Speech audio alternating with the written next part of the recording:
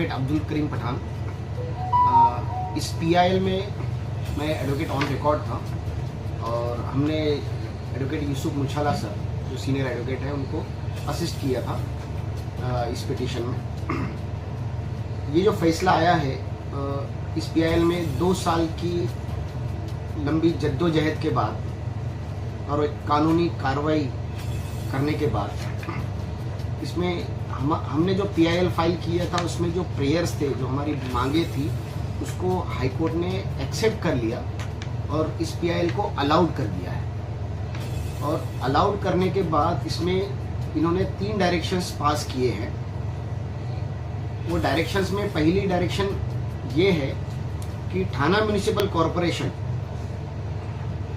ने जो एक रिजोल्यूशन पास किया था जिसका नंबर है 750 और 3 मार्च 2022 को, उस रिजोल्यूशन में जो भी टर्म्स और क्लॉजेस थे उसी रिजोल्यूशन के हिसाब से इस हॉस्पिटल को चलना चाहिए, उसमें कोई भी बदलाव नहीं होनी चाहिए। दूसरी बात, दूसरा डायरेक्शन दिया है कि इस हॉस्पिटल को जो पब्लिक प्राइवेट पार्टनरशिप इस मॉडल पे चलाया जा रहा था, तो इसको एक प्रॉफिट मेकिंग हॉस्पिटल ना रखते हुए, जो पहले था कि सिर्फ ऑरेंज और येलो राशन कार्ड होल्डर्स को ही फ्री मेडिकल सर्विसेज मिलेंगी, अब उस पॉइंट को हटाकर, उस जो क्लॉज को हटाकर हाई कोर्ट ने ये कहा है कि जिनके पास ऑरेंज और येलो राशन कार्ड नहीं भी होंगे, ऐसे गरीब लोग जो हैं उनको भी फ्री मेडिकल सर्विसेज इस हॉस्पिटल में मिलेंगी और उसका पूरा खर्च थाना म्यूनिसिपल कॉरपोरेशन उठाए। और तीसरी बात ये थी, गाइडलाइन उसमें डायरेक्शंस ये दिया है कि 2008 से लेकर 2000 अब तक के 2023-24 तक के इन 15 सालों में इस हॉस्पिटल को बुनियाद रखने से लेकर उसको खड़ा होने तक के, और उसका जो पहला बजट था 10 करोड़ का, 10 करोड़ से लेकर अब जो 160 करोड़ के आसपास जो उसके खर्च हुआ है, और इतना खर्च होने के बावजूद वो हॉस्पिटल शुरू नहीं हो रहा था, फंक्शनल नहीं हो रहा था। लेकिन ये पीआईएल डालने के बाद थाना म्यूनिसिपल कॉरपोरेशन हरकत में आई और जब उन्हें लगा कि कोर्ट का हमें ऑर्डर आ सकता है, तब जाकर इन्होंने इस हॉस्पिटल पर और ध्यान देना स्टार्ट कर दिया। तो इस 15 साल में इस हॉस्पिटल को बनाने में जो खर्च हुआ और उसमें जो स्कैम हुआ, जो इरेगुलरिटीज हुई हैं, जो पब्लिक का फंड को मिसयूज किया गया है, तो उसकी इंक्वायरी करने के लिए हाईकोर्ट ने हमें कहा है कि आप इसका एक रिप्रेजेंटेशन दें, जो प्रिंसिपल सेक्रेटरी होम डिपार्टमेंट हो, हेल्थ डिपार्टमेंट है, और उसकी आगे कार्रवाई की, इसका इंक्वायरी हो जाए और इसमें जो शामिल होंगे इस स्कैम में उनकी ऊपर कार्रवाई हो जाए। ये डायरेक्शंस पास की।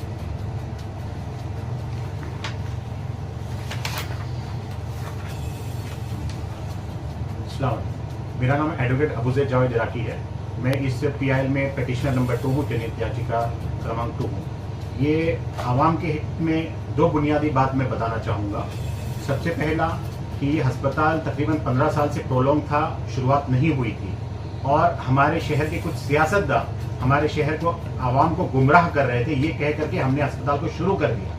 हालांकि वो अस्पताल शुरू नहीं हुआ था। हमने उस चीज़ को कोर्ट में उठाया और कोर्ट के सामने वो मुद्दा रखा। कोर्ट ने कमिश्नर अपॉइंट किया था, कमिश्नर ने भी वही रिपोर्ट दिया कि अस्पताल शुरू नहीं हुआ, और वो सेम चीज जजमेंट में आ गया कि अस्पताल शुरू नहीं हुआ। तो कोर्ट ने कॉर्पोरेशन को ये ऑर्डर किया है, ये डायरेक्ट किया है कि वो 90 दिन के अंदर अस्पताल को फुल फ्लेज ओपन कर दे, पूरी तरह से, पूरी फैसिलिटी, पूरी सुविधा के साथ ओपन कर दे, फंक्शनल कर दे। तो ये पहला एक आवाम के हित में है कि एक म्युनिसिपल हॉस्पिटल पूरी तरह से ओपन हो जाएगा। अब दूसरा जो है बात, जो सियासतदान एक बोल रहे थे कि ये अस्पताल पूरी तरह से कैशलेस है, ये भी आवाम को गुमराह करने के लिए कहा जा रहा था। ये पूरी तरह से कैशलेस नहीं था। ये कॉर्पोरेशन ने अपनी हलफनामा दाखिल किया था। हलफनामा में कॉर्पोरेशन ने कहा था कि यहाँ पर सिर्फ येलो और ऑरेंज राशन कार्ड होल्डर और अंत्योदया कार्ड होल्डर और अन्नपूर्णा कार्ड होल्डर, ये 4 कार्ड होल्डर को सिर्फ फ्री में मेडिकल सर्विस दी जाएगी। और बाकी का क्या, तो बाकी का वो लोग 79% जो कॉस्ट आएगा उसका कॉस्ट को वसूलेंगे। जब वसूलेंगे तो वो कैशलेस था ही नहीं, फ्री में था नहीं। तो हमने उस बातों को लेकर के कोर्ट के सामने रखा कि हमारी मुमरा की आवाम तकरीबन उससे वंचित हो जाएगी, तो कोर्ट ने उसके ऊपर एक फैसला सुनाया, और फैसला सुनाया एक उनके खुद के एक ठहराव के मुताबिक। उस ठहराव के अंदर एक बहुत ही इंपॉर्टेंट बात है, वो ठहराव पीपीपी का बेस है, और उस ठहराव के अंदर जो भी प्राइवेट ऑपरेटर हॉस्पिटल को चलाएगा उसके ऊपर ये बंधनकारक है, उसके ऊपर ये मैंडेटरी है कि वो तमाम लोगों को सुविधा दे फ्री ऑफ कॉस्ट में, जिसके पास येलो और ऑरेंज राशन कार्ड नहीं है फिर भी। तो जो आवाम के हित में फैसला है वो ये है कि यहाँ पर अब जिसका भी ट्रीटमेंट होगा वो फ्री में होगा। तो ये जो सियासतदानों ने गुमराह किन बात की थी, ये दोनों बातों का खुलासा इस जजमेंट में भी हो चुका है। अब ये जो अस्पताल जब शुरू हो जाएगा, शुरू होने के बाद आवाम पूरी तरह से उसके अंदर अपनी सुविधा उठाए। अगर अस्पताल के अंदर उनको फैसिलिटीज नहीं दी जा रही है तो मैं अपील करूंगा वो आवाम से कि वो हमको आकर के अप्रोच करें पूरे डॉक्यूमेंट्स के साथ, तो हम उसको कोर्ट के अंदर वापस से रिप्रेजेंट करेंगे। क्या डेडलाइन दी है हॉस्पिटल को अभी? 90 दिन के अंदर उनको वर्क ऑर्डर निकलने के बाद उनको ओपन करना है। ये जजमेंट के अंदर तमाम बातें आ गई है, और उसमें कॉर्पोरेशन ने जो अपना हलफनामा दिया है तो उनके हलफनामा के मुताबिक 90 दिन उन्होंने टाइम मांगा है।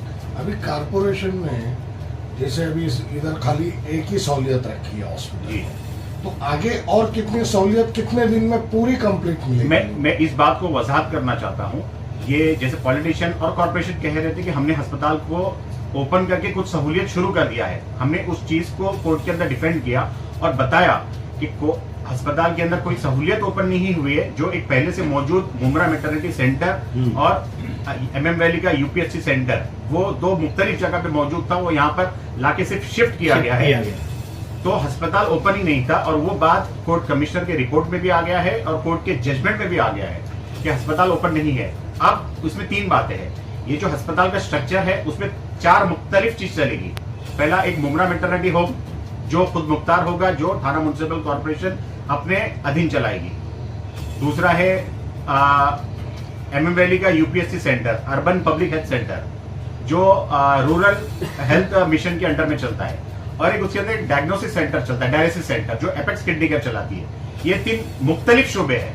उसके अलावा एक 100 बेड का मुख्तलिफ हॉस्पिटल है जो प्लेटिनियम हॉस्पिटल करके एक प्राइवेट ऑपरेटर है वो चलाएगी, और वो जितने फैसिलिटीज है वो फ्री ऑफ कॉस्ट सबको देगी कोर्ट के ऑर्डर के मुताबिक, और उसका रिइंबर्समेंट वो थाना म्युनिसिपल कॉर्पोरेशन से देगी। वकील साहब, जैसे अभी एक मौत हुई है जी, कोर्ट को गुमराह करने के लिए यह हॉस्पिटल वहाँ आनंद फानन में चालू किया गया जी, जबकि वहाँ सहूलियत नहीं है जी। और फिर उधर एक मौत हुई है, उसको लेके आप क्या कहेंगे? ये जो अस्पताल के अंदर लोग कह रहे थे कि अस्पताल के अंदर मौत हुई, ये बात भी गलत है।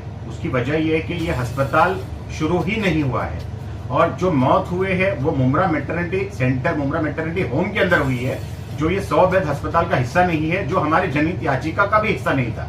हमने उस बातों का भी खुलासा किया है कोर्ट के अंदर, और इसके ऊपर अगर आप ये जानना चाहते हैं कि इसके अंदर कौन जिम्मेदार है, तो मैं 2 लोगों को मानूंगा।